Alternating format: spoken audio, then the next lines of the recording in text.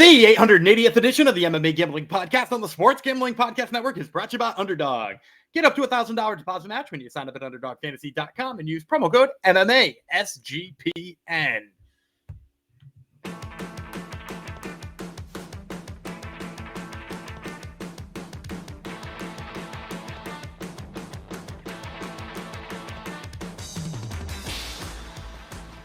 Heidi ho, degenerinos, and welcome to the MMA Gambling Podcast of the Sports Gambling Podcast Network, episode 880, I believe. Is that correct? That's that right. You're on it. You got correct.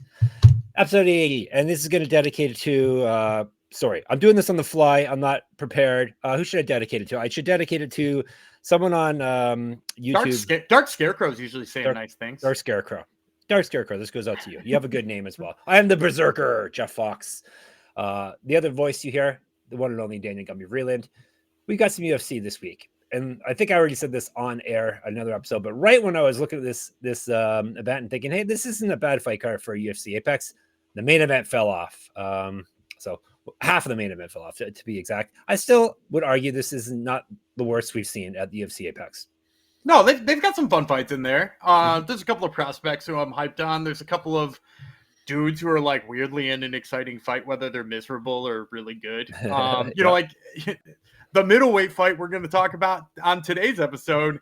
My goodness, it's filled with guys who just, whether they're winning or losing, find a way to entertain you for the most part. Yeah. So I'm like excited about that fight. And, you know, like I said, there's some prospects on here who are worth circling. Yes, for sure. But today is all about the prelims. That's what we're going to cover. A lot of wide lines, unfortunately. I guess, unfortunately, only if you're on the negative side of the line. If you're on the dog side, then good for you. Last week was a good week. We didn't really cover last week's UFC because I hadn't seen it until a few days after. Last week was a good week to be in on dogs. Gumby hit 1, 2, 3. You hit 3 in a row. and 4 in total. 4 in total. 239, 166, 280. He hit in a row. Then 130. And those were the numbers when we recorded on Wednesday too. And then if you got in on them Wednesday, the closing line value was not on your side because they all closed over 200. And I think Davey Grant at some books was 3-1. Really? Yeah, I think he got up in the 300s. Fantastic. Gumby knew, of course. What to take. So I didn't get any prelim fights right. Oh my god, that was so bad. Did you get every single one wrong? Every single one wrong. I got the first 1, 2, 3, 4, 5, first 6 fights wrong, and then I went. Oh no, there were 7 prelims, so you got one. Right. Okay. And I went. I got the last 4 fights right. But yeah, the prelims killed me. I went 5-7. Gumby going 8-4. Gumby is like $600 ahead of me, almost $700 ahead of me now, which is rare air for you, Gumby. It was a good night. It was a good night. There's still plenty of time, as Gumby said. Hopefully, starting with today's episode, I can claw my way back into this one. Before we dive into the episode, reminder: Sports Gambling Podcast is back with the 32 NFL team previews. They're also bringing back the phrase that pays. Each episode, they'll give out one word of a 32-word phrase. Submit the phrase for a chance to win $1,000 circa future. Did you hit all your fancy plays or 2 out of 3? Oh, I hit all of them. Obviously, okay. I had every single damn thing. We cleaned up. Also, because you just came off that ad read, make sure you go back and listen to the Cowboys preview, which happened today just a moment ago, and may or may not have had a familiar face on it. Oh, you're on it. Nice. I was going to say, there's no way they said anything nice about the Cowboys. No, it was pretty funny. Like Ryan was like, I'm going to be objective this whole time. I, for a second, believed him. And then he just kept backing up on them winning any games. Any games, really? They're going to go 0-16. He went 0-17, yeah. Wow, 0-17, right. Wow, fantastic. We got a Giants fan and a Eagles fan hosting the mothership. So, yeah, Gumby was in enemy territory, to say the least. So, one place not enemy territory, UFC Apex. We've been there so much. It's our home away from home, just like it was for Jamal Hill. It's now called UFC Fight Night Tyra versus Park. Park being the new addition is going down Saturday, the 2nd, 6 p.m. start time. That's the fights we were talking about first, the 6 p.m. ones that are on ESPN Plus. That's not listed as ESPN as well. ESPN for the main card. I'm not sure if ESPN Plus is on, or if the prelims are on ESPN or ESPN Plus. You Americans figure it out. It's going to be on Sportsnet up here in Canada, I'm sure. All right, we got the order is a little different than Topology's order because we've had some fights being juggled around. We're starting off with the women's strawweight bout. Piera Rodriguez. She is from Venezuela. She's up against Ketlen Souza from Brazil. And let's break her down by telling you about Souza first. Dadina. Gumby? Tiny queen. Little hothead, I think is Nope, what it that means. Wasn't it. Yeah. Little hothead. It came up as hotheaded, but we know Ina means little hothead. Little hotheaded, yes. She's 15-5, eight knockouts, 2 submissions. She's been knocked out twice, submitted twice. 2-2 in the UFC. Loss, win, loss is the pattern for her in the UFC. She used to fight up at 125 and up at 135. She went 2-0 in Invicta and was a champion there, so that's impressive. Also a regional champ. 2 years younger than Rodriguez, more active landing strikes. She has outstruck her opponents in the UFC by 0.46 strikes per minute. She's at plus 199. La Fiera, the beast, is Rodriguez. 10-2 with 5 knockouts. She's been submitted once.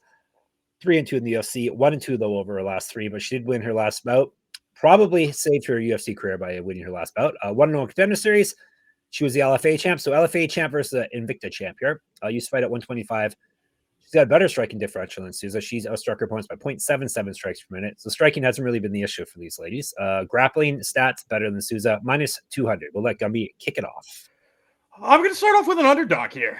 I'm going to go Ketlen Souza out the gate. I think the reason for me is just like the hands are way better than Piera Rodriguez. Like if you watch her fights in Invicta, or I mean, like watch her fight when she was in where were they fighting? The Sphere, when she fought Yasmin Jauregui. I mean, like she dropped Jauregui. I know that one goes down as a rear naked choke, but it was really her hands that did the work. She stunned Jauregui, jumped right on her, got the finish. And like her hands have kind of always been impressive. And the thing that's cost her a couple of UFC fights is, the wrestling defense isn't always great, right? Like it's not always there. And that's clearly what Piera Rodriguez wants to do in this fight, right? Piera Rodriguez is going to shoot 100 takedowns. But the big problem I have with Piera Rodriguez in general is just like, she'll score a bunch of takedowns, but like she's not doing anything when she's there, and she's not particularly good at keeping people there either. Like if you look at a lot of her fights and how many takedowns you got, you're like, oh, she's got a ton of takedowns. But then you're like, but like how in a 15-minute fight did she record 8 takedowns if she didn't just like let the person back up all the time? And like I think in this fight, as long as we see Ketlen Souza keep getting back up, and she's got a good jiu-jitsu game, so I could see her getting the underhooks. I could see her working back to her feet. Like as long as she keeps getting back up every time she gets taken down, I think the judges are going to remember the hammer she's landing over like the 35 seconds of control time every time Piera Rodriguez hit the takedown. So I like the underdog out the game. I'm going to take Ketlen Souza. Yeah, I'm going to go Souza as well. This one was a bit of a toss-up for me, a lot closer than the 200 line that we're getting for it, which is good because we're on the plus side of it. Better striker, as Gumby said, much better striker. Both women have decent power, but Souza is definitely a better striker. She's okay with her takedown defense, 64% stuffing takedowns, but like Gumby said, Rodriguez doesn't really do a heck of a lot when she does take her opponents down. She doesn't have a lot of takedowns against like women who you're like, oh, she took her down, whereas like, the takedown defense looks a little shoddy on Souza because she fought Angela Hill, she fought, like people like that and gives up takedowns to them. So, I kind of think she could stuff them. Yeah. So I will go Souza as well. Like I said, it's we're getting 2 times our money for a fight, which I, think is a bit more of a toss up than the line is giving us. So we shall take advantage of that for sure. We are moving to a male fight. Oh, the joke, Felipe Bunes. I was hoping you wouldn't remember, but I want to just point out real quickly to anybody. I was just naming names. The flyweight futures episode that Jeff was weighing on Felipe Bunes, possible champion at end of 2020. That's such a lie. I was just reading names that were in front of me. Felipe Bunes is fighting against Rafael Estevam in a flyweight bout on his path to the title right here. Flyweight, as Gumby mentioned. We'll tell you about Bunes first. Filipino, little Phillip, or little Philippe, I guess. 14-7. Phillip, if he's French. Or Philippe, I guess, is French as well. Little Philippe, 14-7, 3 knockouts, 9 submissions. I'm all flustered talking about this man and his cool hat that he wears. He's been knocked out once, submitted twice. 1-1 in the UFC, 3-1 over his last 4, 4-5 over his last 9. He won his last bout via submission. See, because I had faith in him. LFA, way. that's why. Former LFA, I was the one that also, I think you picked against him in that fight after. Oh, I probably did. I was just reading the names in the flyweight division. And then, I'm gonna need somebody to go back to the tape. I need somebody to go back to the tape on that one. Go ahead, please. What do you super fans go back? We don't have an intern, so the intern will not. If we had a summer intern, Gumby, they would check it. All right, so he's the LFA champ. He's regional champ. Used to fight at 135 because every flyweight used to fight at 135. 2011 pro MMA debut. Twice more active lightning strikes at Estevam. He's been outstruck, though, in the UFC by 3.37 strikes per minute. He's at plus 446. Estevam in Macapa. That's the area of Brazil. I assume he is from that area. He's 13-0. 4 knockouts, 3 submissions. He's 2-0 in the UFC. However, he's taking this fight on short notice. What was the original matchup? Do you remember? Bunes and I don't remember. Andrey Lima. There, I found it. So there you go. Okay. Yeah. That's the guy who got bit. Yeah. Right. He's getting a little harder of a fight here, I think. He's 1-0 contender series, Estevam. He's missed weight before. He's a regional champ. I think he missed weight like just recently too. Used to fight at 135, 2015 pro MMA debut. An inch taller than Bunes, 7 years younger, better striking stats, better grappling stats. He's been outstruck though by his opponents by 0.88 strikes per minute, minus 455. Sorry, Felipe Bunes. I'm off the Felipe Bunes train, if ever was on one. Even though this is short notice, it's levels. We're talking about levels here. Estevam is better all around, better striking, better grappling, and way younger. So give me Estevam. I really don't want to play minus 455 on a short notice guy, but I think he's going to win.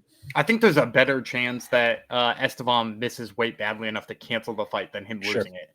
Like, honestly, I don't think there's very much chance he loses this. Like, Bunes' only win in the UFC did come over Jose Johnson, which is pretty legit. But he caught him in a submission, kind of cut them off balance. And, like, you ain't going to do that to Estevam. Like, Estevam is sharp as hell on the mat. Like, he is really good at jiu-jitsu. And not just good at jiu-jitsu either. Like, his wrestling game is pretty awesome.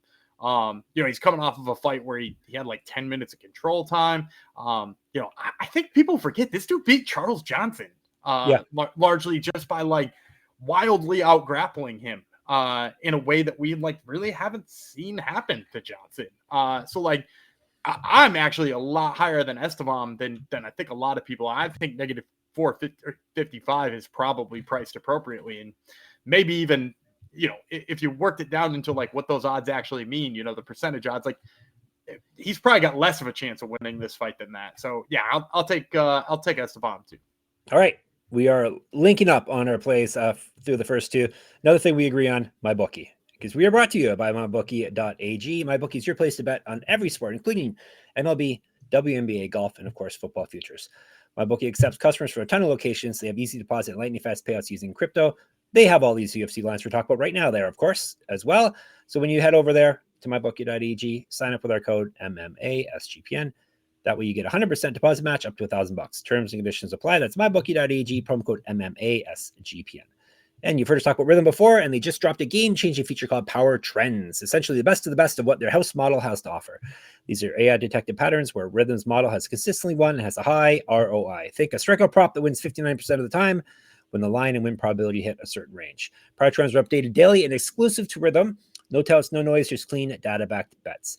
MLB Power Trends are 254-147, which is a win rate of 63% and an ROI of 4.5% in their past 400 bets. And WNBA Power Trends are 35-20 since launch, which is a 63.64% win rate, 20.7% ROI. Download the Rhythm app, check out Power Trends, and start betting smarter. You know we will be. What have you learned on Power Trends recently, Gummy? So I hit yesterday on Camila Cardoso. Some people, especially the books, were real low on her rebounding prop for last night. I think probably because Angel Reese was coming back and going to steal some of the rebounds. But I was seeing the number out there listed at 6.5. Some people getting a little fancy at 7.5. I'm like, she's good for double digits, and she went for 10. So make sure you're checking out Rhythm for that kind of insight. See, it can make you a WNBA expert like Gumby. It made Gumby a WNBA expert, just like that. Another revenue stream for Gumby. Get your 7-day free trial today. sportsgamblingpodcast.com/rhythm. Because you weren't making winning WNBA picks before this. No, right? They had a Kelsey Plum too on her assists last night. It was 5.5, and she had like 6 for like the last 3 weeks, and she went for 8. And I was like, I wouldn't know that without Rhythm. Yeah, exactly. All right, RITHMM Rhythm. All right, we are going to a fight that just got made. It is featherweight. Austin Bashi, I want to call him John Yannis.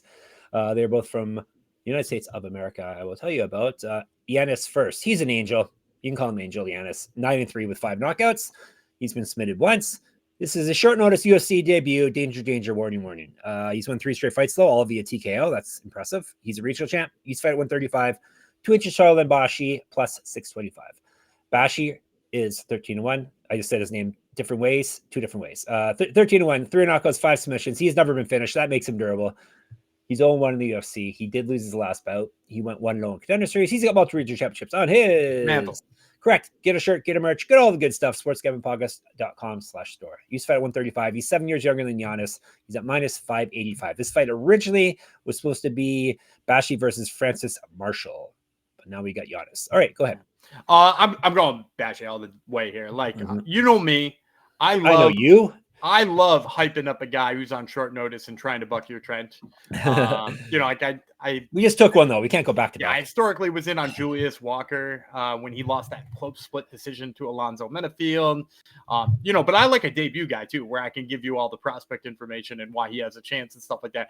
But the bottom line is that like Yannis is kind of like overperformed in my opinion on the regional scene. Like I think the accolades don't necessarily match what we've seen from performances, right? Because he's the Fury FC champ right now. Right. I'm probably relinquishing it to sign with the UFC here, but like he was the Fury FC champ coming into this fight. But like, go watch that fight. He fought Nick Aguirre. Remember, he was in the UFC for like a quick minute. Aguirre all over him with the grappling. Like, took him down multiple times, had his back, had him in trouble, and like, he got out of it enough and put together combinations. And I will say, his combinations are sharp, like real nice southpaw, puts together, he's never throwing just one, he's always putting stuff together. Like his striking's there, but he got taken down a bunch of times by Aguirre. And if you want to go back, he got beat by Gabriel Wanderlei by rear naked choke. Same kind of thing in that fight. Had a little issues with Dimas Chapa. Like there are plenty of times where you can point to, man, this guy's grappling is just like kind of not where it needs to be. And in my opinion, maybe not even where it needs to be, where I would trust him as the Fury FC champ, nearly dropping that fight to Aguirre. And now you're going to put him with Bashi, a guy who, if you can't grapple with him, he's just going to blanket you, right? Like I was on the C-Rod side last time against Bashi and it paid off because C-Rod can scramble with you. C-Rod can keep the cardio. C-Rod can keep the pace. I don't think Yannis can scramble with him. I don't think Yannis can keep his feet. If Bashi's smart, he takes him down in the first 6 seconds here, and it doesn't last a round. So yeah, I'll take Austin Bashi. Yeah, too much for Yannis. Like we do have respect for Fury FC for sure. I love Fury. Very good feeder, but yeah, short notice against a guy who's probably a bad style matchup. Even if he had a full camp, probably doesn't add up to a win. So there you go. Gumby gassed him up to not take him, but hey. There you go. Now you know what he's good at if you want to take him yourself. Is this the middledweight fight that you were talking about? This is the one where I'm like, oh, no. Actually, no. No. Okay. Coming up. This one's silly too, though. This one is silly for sure. Roidolfo Vieira, Tresean Gore. So very distinct styles for both guys going up against each other. Yeah, Tresean Gore is still in the UFC. He's one of those guys like, oh, really? There's a lot of names like his, Trevin Giles, Tresean Gore, a lot of similar names in my book. And he's one of those guys you thought would have been cut by now. But anyhow, he's Mr. Vicious, Tresean Gore. Now that I just buried him, he's 5-3, 1 knockout, 3 submissions. He's been knocked out twice, 2-3 in the UFC. He's won 2 of 3 and 2 of 5. TKO lost in his last bout, 2-0 in the Ultimate Fighter. Used to fight at 205. He's got 2 inches of reach on Vieira. He's 5 years younger. He's been outstruck in the UFC by 5.39 strikes per minute, plus 190. Yeah, this is not actually distinct style. See, I was getting all the similar names mixed up here. Yeah, Gore is Mr. Vicious, but he doesn't really strike. The black belt hunter is Vieira, 10-3, 1 knockout, 9 submissions. So he's finished everyone. He's been submitted himself once. 5-3 in the UFC. He's won 2 of 3, 3 of 6. Lost his last bout. Used to fight at 205. Here's his grappling record. According to Wikipedia, 100-9-1 is what his record is. He's a multi-time world champion in BJJ, just like we were talking about Buchecha last week. He's got pretty much the same amount, I think, as Buchecha as well. Actual world level championships or gold medals. Striking, despite this, he's got better striking stats than Gore, and he's more active landing strikes than Gore, and he's been outstruck less than Gore. He's been outstruck by 1.07 strikes per minute, minus 200. Vieira is the pick here, obviously. Gore, really, I don't know if he's UFC level. I think he's one of those tough guys that, or it happens in Contender Series too. Guys and gals get into the UFC too early. Like he wasn't really ready for the UFC. If he thinks he's going to grapple with Vieira, good luck with that. And at least according to the stats, Vieira could probably win a striking battle with him as well. So give me the black belt hunter here.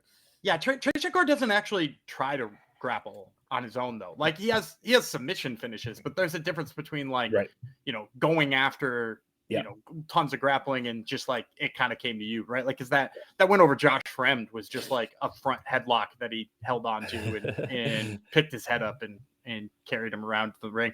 And so like I think in this fight, I actually think it's a lot closer than the way that you're framing it. Like Tresean Gore is super strong and kind of hard to get down in the first place. His takedown defense is up in the 80s. And like, if Roidolfo Vieira can't get him down, like Roidolfo, his striking's getting better, but he doesn't have the like clear striking advantage here over Tresean Gore. Like this is a fight for Roidolfo. If he does not get him down, I think he's in a lot of trouble. Like I think he could suffer in this one. And I think the pace from Roidolfo is important. He's clearly worked out those cardio issues he had in the Anthony Hernandez fight. And like, he's slowly started to figure out that like, hey, he's got to have combinations and sharp jabs and stuff like that in order to open up his wrestling. I think he's gonna find a takedown in there, and I don't think it'll take much more than one for Roidolfo.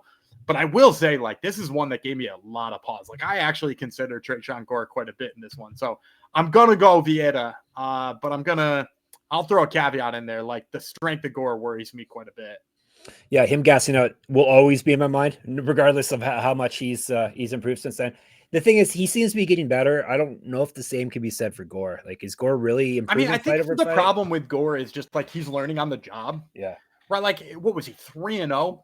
Yeah, on the Ultimate Fighter. He only has 8 fights now. Yeah, he's fought 5 times in the UFC. Yeah. Out of his 8 fights. Yeah, and it's a learning on the job situation. And I would also just say too, like Carly Judici is doing that too, right? Mm-hmm. Like Carly Judici learned on the job, but when she learns on the job, it like she's putting together 15-minute fights and losing split decisions. He's like just grabbing onto Josh Fremd's head as hard as he can and being rewarded for it. Yeah. And like, I feel like there's like less push to make sure that you're evolving when you're doing stuff like that. Yep, that's true. All right, we're on the same page again. We're going to be on the same page about Circa Million and Circa Survivor as well, because we want to win millions of dollars, just like the rest of you. The world's greatest sports book, which would be Circa Las Vegas, obviously, is hosting the world's biggest pro football contests. That would be Circa Million, Circa Survivor, and Circa Grandissimo, which is the funnest one to say, with over $21 million in guaranteed prizes. You can't call yourself a true degen if you're not competing in the Circa football contest. Plus, here's a bonus for you. Come hang out with SGPN at the Circa contest weekend, August 21st to 23rd, for an amazing weekend, including live shows and open bars. Plus, you get 15% off a stay at the Circa with promo code SGP15. Contests are open to everyone. Sign up in Nevada and play from anywhere with the help of SGPN's official proxy. So go to footballcontest.com and use promo code SGP to get $50 off your proxy fees. And Underdog Best Ball Mania is happening all summer long, giving away $15 million in prizes, including $2 million to first place. No waiver wire, no arguments about trades. Best ball is the best way to play fantasy football. Underdog also is a great place to play Pick'em, where you can win up to 500 times your entry. Gummy's going to give us another gem probably that he found off of one of our other sponsors. Yeah, and I gave out Chase Burns last time, and he went for another 10 strikeouts. Did you see that? He's now 3 straight starts with 10 strikeouts. Yep. Underdog, of course, had him listed at 5.5, which is silly. Another guy they got listed at 5.5 Wednesday night. We got Brian Wu starting for the Mariners. He's had 6 in back-to-back games. So give me the higher than on Brian Wu's strikeouts. All right. So you got that. And I'll give you a code now. The code would be MMA SGPN. That way you get to claim your special pick and first-time deposit offer up to $1,000 in bonus credits. UnderdogFantasy.com, promo code MMA SGPN. 2 fights left on the old prelims. We've got Japan versus England in the next one. Rinya Nakamura versus Nathan Fletcher. Guess who's from which country? I'll let you people guess. They're fighting at bantamweight. Fletcher, 9-2, 1 knockout, 7 submissions. He's been knocked out once. He's 1-1 in the UFC. He's gone 3-2 over his last 5. That would be loss, win, loss. He went 0-1 in the Ultimate Fighter. He used to fight 145. He's got 2 inches of reach advantage over Nakamura. He's 3 years younger. Better striking stats, more active landing strikes, and he's outstruck his opponents in the UFC by 1.74 strikes per minute. He's at plus 408. Hybrid Nakamura, 9-1, 5 knockouts, 1 submission. He's never been finished in a fight. 3-1 in the UFC. He did lose his last bout, though. He went 2-0 on the road to UFC, and it was the champion of his season.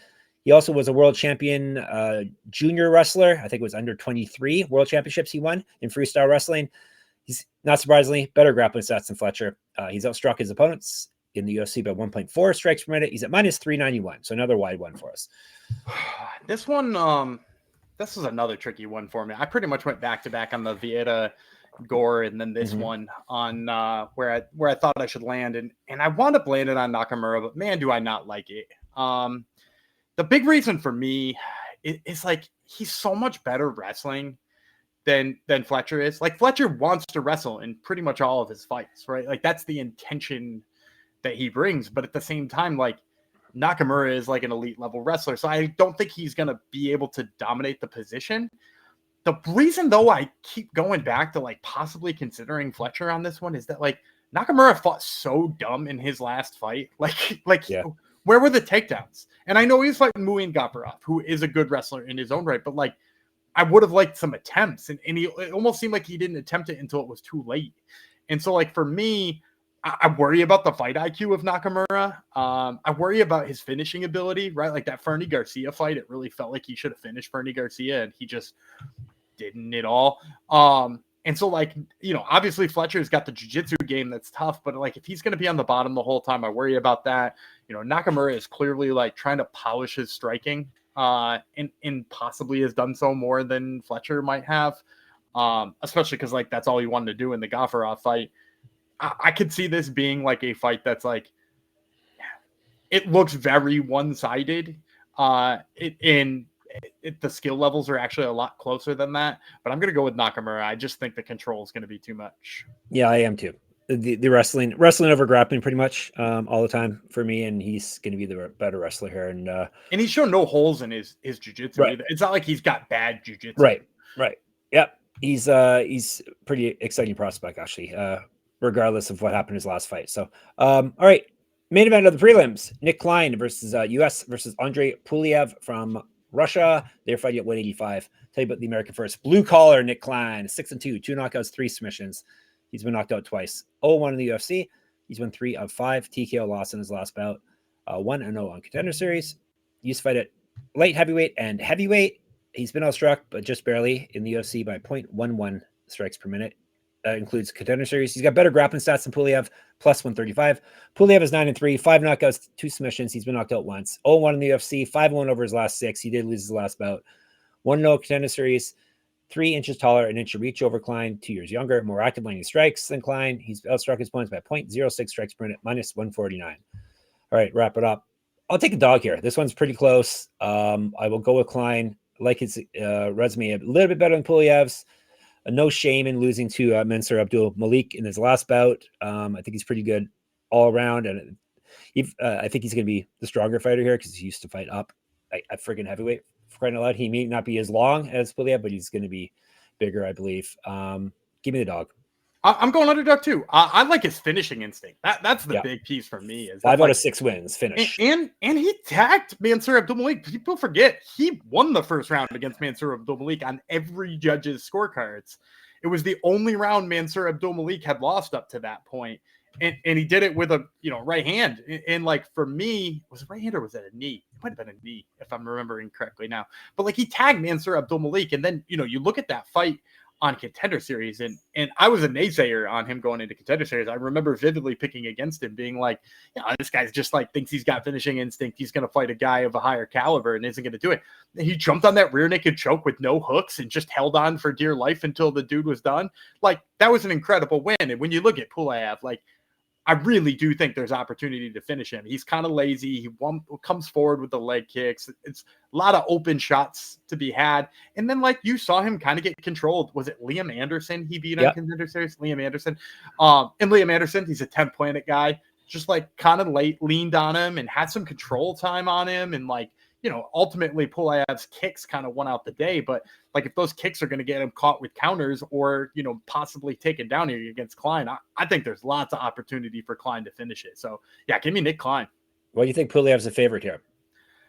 because his name's Russian. For real? Yeah, I was just gonna joke that, but you think? I mean, like, if you've watched film on him, like, I don't think he's very good. If I'm being frank, you know, I am not impressed with Pulyaev, and I think I said that before he was on Contender Series. It's like I think I picked him against Liam Anderson, but it was just kind of because I was low on Liam Anderson's striking, and so like I've never really thought he was like some fun prospect, and Klein kind of proved me wrong in the exact opposite way. Is like he looks like he's got lots of finishing instinct. He's super fast. He trains with those guys in the Midwest. I'm gonna forget. It's like Zach Cummins and gang, right? Oh, right. Yeah.